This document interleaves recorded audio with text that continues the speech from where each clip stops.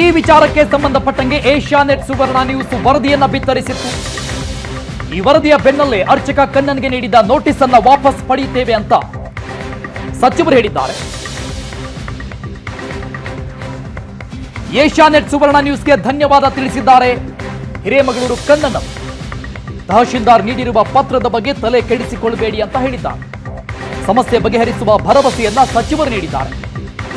ಮೊದಲು ಸುದ್ದಿ ಮಾಡಿದ್ದೇ ನೀವು, ನಿಮ್ಮಿಂದ ಸಮಸ್ಯೆ ಸರಿಯಾಗಿದೆ, ಬಗೆಹರಿದಿದೆ ಅಂತ ಏಷ್ಯಾನೆಟ್ ಸುವರ್ಣ ನ್ಯೂಸ್ಗೆ ಹಿರೇಮಗಳೂರು ಕಣ್ಣನ್ ಅವರು ಧನ್ಯವಾದ ತಿಳಿಸಿದ್ದಾರೆ. ಕನ್ನಡದ ಪೂಜಾರಿ ಹಿರೇಮಗಳೂರು ಕಣ್ಣನಿಗೆ ನೋಟಿಸ್ ನೀಡಿಕೆ ವಿಚಾರವಾಗಿ ಸಚಿವರು ಇದೀಗ ಭರವಸೆಯನ್ನು ಕೂಡ ಕೊಟ್ಟಿದ್ದಾರೆ. ಈ ಬಗ್ಗೆ ಮಾತಾಡಲಿಕ್ಕೆ ನನ್ನ ಜೊತೆಗೆ ಹಿರೇಮಗಳೂರಿನ ಕಣ್ಣನವರು ಇರುವಂಥದ್ದು. ಸಚಿವರು ಒಂದು ಭರವಸೆ ಕೊಟ್ಟಿದ್ದಾರೆ. ಇದು ಏಷ್ಯಾನೆಟ್ ಸುವರ್ಣ ನ್ಯೂಸ್ನ ಫಲಶ್ರುತಿ. ಈ ಬಗ್ಗೆ ನಿಮ್ಮ ಅಭಿಪ್ರಾಯ? ಸಂತೋಷ. ಸುದ್ದಿ ಮಾಧ್ಯಮಗಳು ಯಾವತ್ತೂ ಕೂಡ ಈ ಜನತೆಗಳನ್ನು ಎಚ್ಚರಿಸುವ, ಸಂಸ್ಕೃತಿಯನ್ನು ಉಳಿಸುವ, ಸಂಸ್ಕೃತಿಯನ್ನು ಬೆಳೆಸುವ ಹಾಗೂ ಈ ಪ್ರಜಾಪ್ರಭುತ್ವದ ಲಕ್ಷಣವನ್ನು ತಿಳಿಸ್ತಕ್ಕಂತಹ ಒಂದು ಪ್ರಬಲ ಮಾಧ್ಯಮ.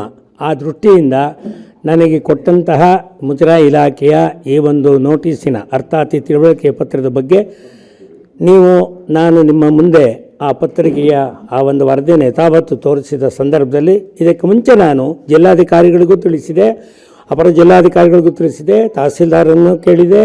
ತದನಂತರದಲ್ಲಿ ನಮ್ಮ ದೇವಾಲಯಕ್ಕೆ ಸಂಚಾಲಕರಾಗಿ ಇದೀಗ ಹಾಲಿ ಶಾಸಕರಾಗಿರುವ ಮಾನ್ಯ ತಮ್ಮಯ್ಯನವರ ಗಮನಕ್ಕೂ ತಂದೆ. ಯಾವುದೋ ಏನೂ ಕಾಣದಲ್ಲೇ ಇರೋದ್ರಿಂದ ಇದು ಸೂಕ್ತ ಸಮಯ.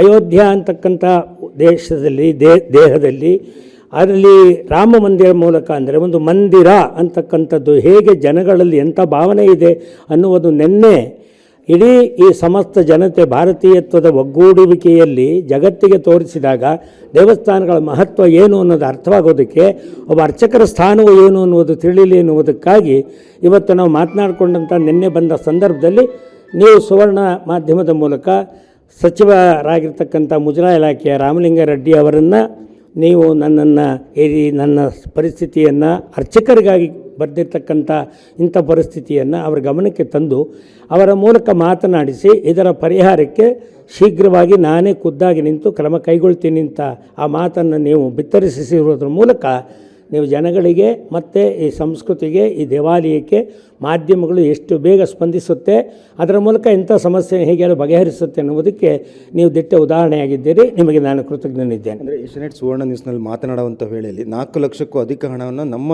ಮುಜರಾಯಿ ಇಲಾಖೆ ನಿಧಿಯಿಂದಲೇ ಭರಿಸುವಂಥ ಒಂದು ಭರವಸೆಯನ್ನು ಕೂಡ ಕೊಟ್ಟಿರುವಂಥದ್ದು.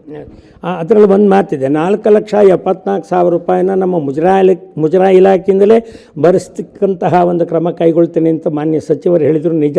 ಆದರೆ ಇದು ಕೇವಲ ಕಣ್ಣನ ಪ್ರಶ್ನೆ ಒಂದೇ ಅಲ್ಲ, ಇದು ಅರ್ಚಕರ ಅಸ್ತಿತ್ವದ ಪ್ರಶ್ನೆ, ಅರ್ಚಕರುಗಳ ವೃತ್ತಿಯ ಪ್ರಶ್ನೆ, ಜೊತೆಗೆ ಸಂಸ್ಕೃತಿಯನ್ನು ಉಳಿಸುವಂತಹ ಪ್ರಶ್ನೆ. ಆದ್ದರಿಂದ ಯಾವುದೇ ಅರ್ಚಕರುಗಳಿಗೂ ಕೂಡ ಯಾವುದೇ ರೀತಿಯಾಗಿರ್ತಕ್ಕಂತಹ ಈ ಥರದ ತಿಳುವಳಿಕೆ ಪತ್ರಗಳು ಹೋಗಿ ಅವರ ಆ ಒಂದು ಮಾನಸಿಕ ಸ್ಥಿತಿಯೂ ಕೂಡ ಅಸ್ವಸ್ಥತೆ ಕಡೆಗೆ ಹೋಗಬಾರದು ಅನ್ನುವುದಕ್ಕಾಗಿ ಮೊದಲು ಸರ್ಕಾರ ಆ ಕಡೆಗೆ ಗಮನ ಹರಿಸಬೇಕು ಅಂತೇಳಿ ಮಾನ್ಯ ಸಚಿವರಲ್ಲೂ ನಾನು ಇಂಥ ಪರಿಸ್ಥಿತಿ ಎದುರಾಗಿದೆ. ಅಂದರೆ ಕನ್ನಡದ ಪೂಜಾರಿ ಕನ್ನಡವನ್ನು ಬೆಳೆಸುವ ನಿಟ್ಟಿನಲ್ಲಿ ತಮ್ಮದೇ ಆದಂಥ ಕೊಡುಗೆ ನೀಡ್ತಾ ಇರೋರಿಗೆ ಈ ರೀತಿಯ ನೋಟಿಸ್ ನೀಡೋಕ್ಕೆ ವಿಚಾರವನ್ನು ಏಷ್ಯಾನೆಟ್ ಸುವರ್ಣ ನ್ಯೂಸ್ ರಾಜ್ಯದ ಜನತೆ ಗಮನಕ್ಕೆ ತಂತು. ಇದ್ರ ಬಗ್ಗೆ ನಾನು ಒಂದು ರೀತಿಯಲ್ಲಿ ಸಂತೋಷ ಪಡ್ತೇನೆ. ಏನು ಅಂತ ಹೇಳಿದರೆ, ಯಾವತ್ತೂ ನಮಗೆ ಏನು ಅಭಿಪ್ರಾಯವಾಗಿ ಬಂದಿರತಕ್ಕಂತಹ ಒಂದು ಮನೋಭೂಮಿಕೆಗಿಂತ ಅಧಿಕೃತವಾಗಿ ಬಂದಿರತಕ್ಕಂತಹ ವರದಿಗಳನ್ನು ಮಾಧ್ಯಮದ ಮುಂದೆ ಬಿತ್ತರಿಸುವಾಗ ಸುವರ್ಣ ಮಾಧ್ಯಮದ ಮೂಲಕವೂ ನಾನು ಇದನ್ನು ವ್ಯಕ್ತಪಡಿಸಿದಾಗ ತನ್ಮೂಲಕ ಅದಕ್ಕೆ ಇಷ್ಟು ಬೇಗ ಪ್ರತಿಕ್ರಿಯೆ ಬರುವ ಹಾಗೆ ಈ ಮಾಧ್ಯಮಗಳು ಕ್ರಮ ಕೈಗೊಂಡಿದೆಯಲ್ಲ, ಅದು ಆರೋಗ್ಯಕರ ಲಕ್ಷಣ. ಅದಕ್ಕೆ ಸಕಾರಾತ್ಮಕವಾಗಿ ಸ್ಪಂದಿಸಿರ್ತಕ್ಕಂತಹ ಮಾನ್ಯ ಸಚಿವರಾದ ರಾಮಲಿಂಗಾರೆಡ್ಡಿ ಅವರಿಗೂ ಕೂಡ ನಾನು ಕೃತಜ್ಞನಿದ್ದೇನೆ. ಇದಿಷ್ಟು ಹಿರೇಮಗಳೂರು ಕಣ್ಣನವರ ಮಾತಾಗಿರುವಂಥದ್ದು. ಚಿಕ್ಕಮಗಳೂರಿನ ಕ್ಯಾಮ್ರಾಮನ್ ಶ್ರೀಕಾಂತ್ ಜೊತೆಗೆ ಆಲ್ದೂರ್ ಕಿರಣ್, ಏಷ್ಯಾನೆಟ್ ಸುವರ್ಣ ನ್ಯೂಸ್.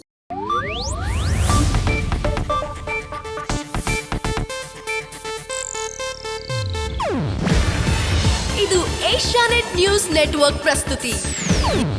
ನೀವು ನೋಡ್ತಿದ್ದೀರಾ ಏಷ್ಯಾನೆಟ್ ಸುವರ್ಣ ನ್ಯೂಸ್.